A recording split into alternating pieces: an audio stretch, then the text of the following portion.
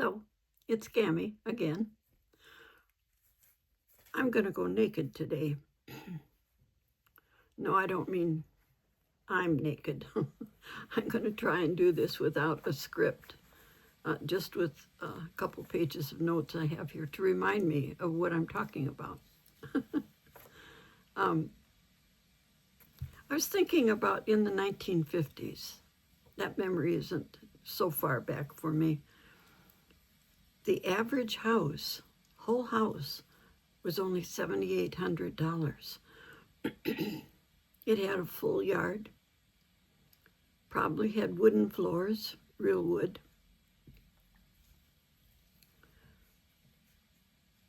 We owned a house. Well, in 1950, my folks owned it because I was just starting high school in 1950. Graduated in 55. But you could get a house pretty cheap back then. But then wages were less too, so it was exactly what we could afford. A gallon of gas, can you believe it, was 29 cents? You could fill your tank for $15. And you didn't have to get your hands messy and pump the gas yourself. An attendant came out the minute you pulled up to the gas pumps. He was polite. He kept track of how much gas I ordered from him. He washed the windshield. A lot of service included in my gas purchase. And in 1952, Mr. Potato Head toy was first advertised on the television. And it was a game with a plastic game with parts that you'd stick in it for different parts of his head and body. I had one, not for myself, but I did get one later on for my children, and they enjoyed that. It was a time when, for a whole decade, there were no locked doors. Nobody carried a key. There was a skeleton key, which locked or unlocked every door in your house or your neighbor's house or down the road, because it was one skeleton key.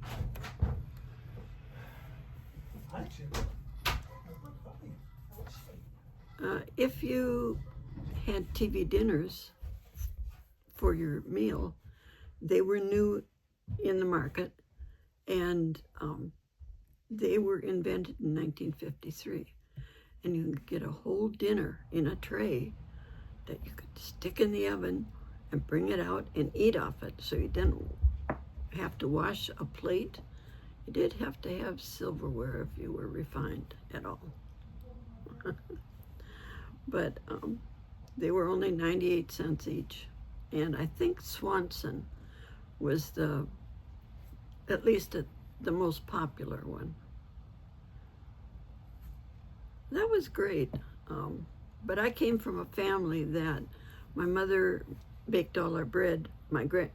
We lived with my grandmother, and my grandmother said, don't ever buy Wonder Bread, which was about the only brand of bread, at least that I remember, that was in the grocery stores. She said it's vile. It'll poison you. It has additives that are not good for you. And look at it. It's gummy. It's like a sponge. No, we'll continue to make our own. And we did a lot of scratch cooking back then, a lot of soups. Of course, we had a big garden, and when I was going to high school, and we were able to use our own produce, and hamburger was pretty red. It wasn't all fat, and you could get it for 3 pounds for $1. So we ate a lot of hamburger.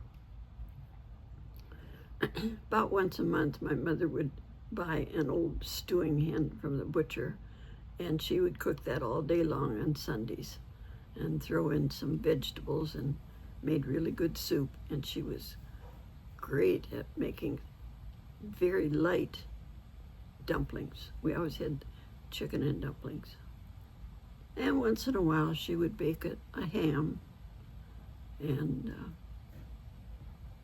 a pot roast, which we always called stringy meat.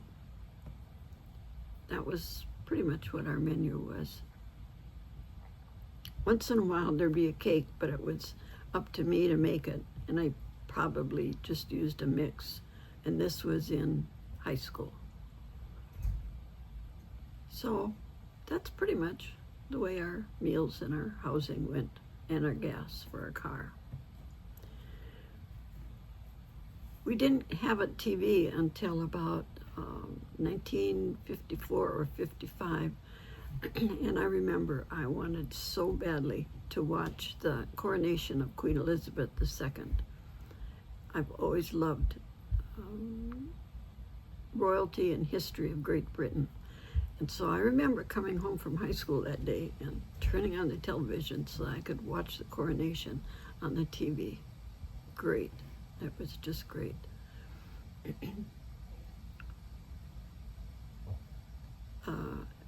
We played table games.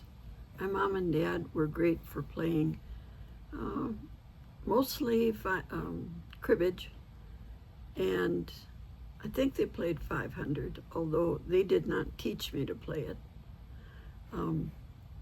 They taught me cribbage, and my dad always said I could not bring anybody, a fella, into the house to marry me unless he knew how to play cribbage. Well, the man I married didn't know how to play cribbage, so my dad taught him. And they had great fun over the years until my dad passed away playing cribbage. And there was a man a couple of years later that was a neighbor man that taught me to knit. And I've knitted ever since. I think I told you that in another video. But when the whole family got together up at the farm in northern Minnesota, there was about 8 of us around the table. And we played canasta. And I remember so well, my aunt, my dad's sister, was at one end of the table, and she ruled the roost, let me tell you.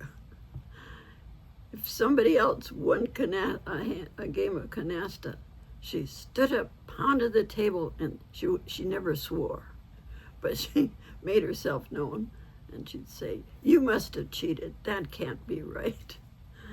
She was a poor sport, now that I think about it. So I learned three-handed 500 a few years later, and over the years we have enjoyed that game so much. I also know how to play spades and hearts and poker, but I've always loved 500 the most, especially if I get a good partner that works with me. That's all for today. I don't want to wear you out. Talk to you later.